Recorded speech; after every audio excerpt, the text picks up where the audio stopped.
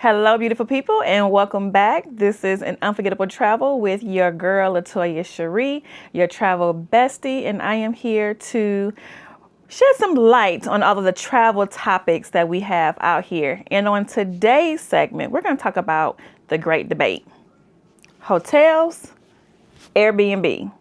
Which one? When to choose a hotel, when to choose an Airbnb. Because there are pros and cons to both of them. So let's get into that today.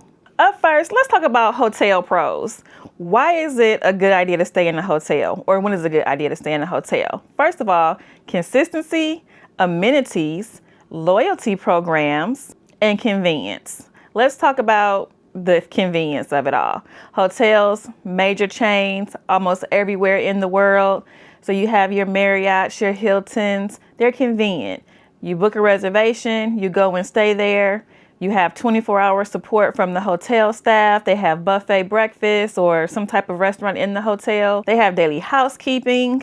As far as amenities, they have pools, gyms, hot tubs, saunas, things you normally won't find in an Airbnb or in every Airbnb. Let's talk about loyalty programs. Your hotel chains will offer you points for the number of nights that you stay, and you can redeem those points at a later time for your next stay. Hotels are convenient and they're perfect for shorter trips, those 1 to 3 days for business trips, and you don't have to worry about the cooking and cleaning. Let's get into the cons of staying in a hotel. They can feel cookie cutter, like they don't feel like a home. It's just a hotel room. They're usually one bedroom, 1 or 2 beds, 1 bathroom, unless you upgrade to a suite. You can also expect to pay some extra fees, maybe resort fees, parking fees, and every little upgrade will cost you more. They also aren't as ideal for those larger groups. When you want to have that, we're all together, one big happy family, that's more on the Airbnb side. You won't find that in hotel stays. Now let's talk about the pros of staying in an Airbnb. There's space, unique stays, flexibility, and there's value in group travel when you stay in an Airbnb. When it comes to space at an Airbnb, you'll have bedrooms, bathrooms, you'll have access to a full kitchen, living space, usually a backyard. So you'll have more space to just relax with your group. Airbnbs also offer unique stays, from cabins, lofts to tree houses. They give you more personality than staying in a boring one-room hotel room. Flexibility. At an Airbnb, you have access to a full kitchen, like I said before, and so you can cook full meals, spread out, and even venture out and live like the locals because you're staying really in someone's home.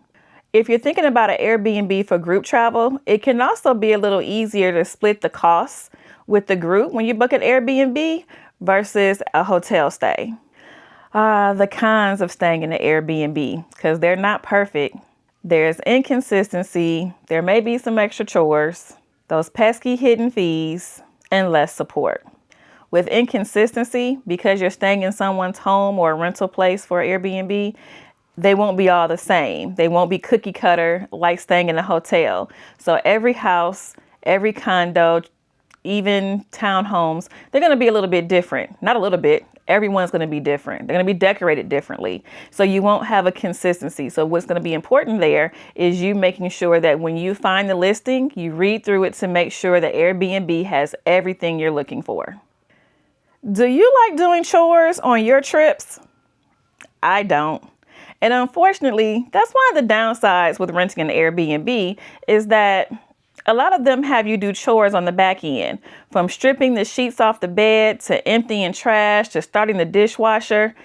The list can go on, and then there's still a cleaning fee attached to your rate. It's one of the cons about an Airbnb. But when you look at the big picture of a whole house or a whole condo or a cabin, there's some give and take there. So you have to decide which one is right for you.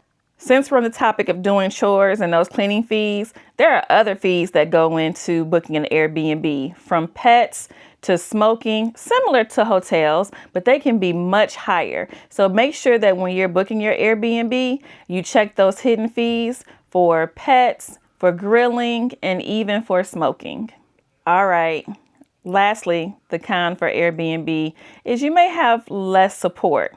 Unlike a hotel, the Airbnb host is not available to you 24/7. There is a window that they have to respond, but if something goes wrong, you just can't go downstairs to the front desk and say, hey, there's a leak in my room. You have to contact your Airbnb host and then wait for them to respond. There are emergency numbers you can call, but you won't get the same support as in a hotel. So just be aware of that when you're booking an Airbnb. So when should you go with a hotel? Those quick weekend getaways, a business trip, obviously, solo trips, and we'll talk about that in another video. And when you want guaranteed service, consistency, and no surprises. Airbnb works best when you're traveling with a large group like your family and friends, when you want unique space from cabins to lofts to tree houses, when you're staying longer than a few days, and when consistency isn't really high on your list. And when you're okay with trading in that hotel style for more independence, the cooking, the cleaning. That's when you want to choose an Airbnb. So here's my take. Hotels are all about convenience and consistency. Airbnbs are more about space and experience. For that quick solo trip, that business trip, we're going with hotels. For those group trips, those long trips with family and friends, we're going with Airbnbs. So the real answer is neither is better. You have to determine what type of lodging is best for your trip, best for your group, and most importantly, best for your finances.